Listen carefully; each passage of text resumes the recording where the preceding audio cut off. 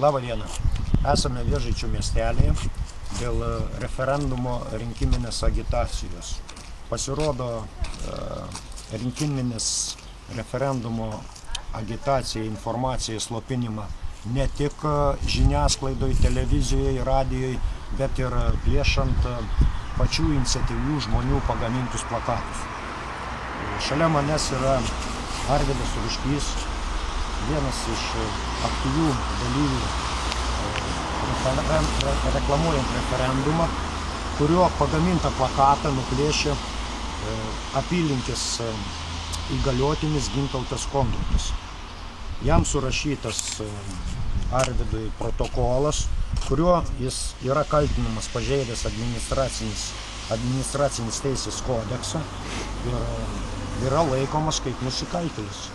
Gal trumpai papasakokit, kaip ką pagaminot ir kas čia įvyko? Viskas įvyko taip, kad pagaminau savo plakatą, jį pakabinau vakarop, jau jis buvo nuplėštas, susižinojau, jog tai padarė policijos įgaliotinis ir atvykau į policijos komisariatą aiškintis. Jis man surašė protokolą ir pagrindė jį, kad aš užkabinau pažeidęs vėliavos įstatymą, nes vėliavos įstatymą nebuvo parašyta, jog aš turiu teisę kabinti ant tvoros. Tai kur jūs, atsiprašau, galėjot kabinti ant šitų stendų? Kokie, sakykit, išmatavimai, kokie jūsų plakatų? Mano plakatų išmatavimai buvo 1,33 m ant 1,10 m. 1,10 m. Kiek aš suprantu, jeigu kabinti ant šito stendo, tai čia būtų pažeisti kaip ir kitų žmonių interesai. Taip, žmonės neliktų vietos. Viščiukus pardavinėja, malkas, visą kitą, negalima užgožti. Sakykit, šitą tvorą, kur buvo pakabinta plakatas, kieno tai yra nusavybė? Čia yra savivaldybės nusavybė, tikriausiai traktuos kaip nesuderinta su savivaldybė buvo. Taip. Ir taip žlugdys mūsų reklamą. Tai nieko nepakeisi dabar. Reikia žiūrėti, kaip teismas spręs, ką darys teismas.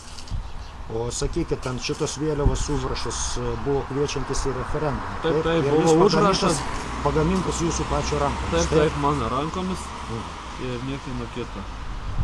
Aišku, įdomus, labai įdomus dalykai, to labiau, kad, sakykime, esame prie Vėžaičių seniūnijos ir aš matau, reklamuojant plakatą, kuriame Lietuvos ateitį, ES vėliavą ir kamputį, mano supratimu, tai yra išniekinta Lietuvos vėliava, kur prie mūsų trispalvis prilipdytas, mėlyna, žydra, kokia tai ten spalva. Ir keista, negi čia neužkliūna įgaliotinių, miesto valdžiai. Ar įgaliotinis, sakykite... Taigi iš čia turi savo kabinetą, jis turėtų pastebėti tokį nusikaltimą.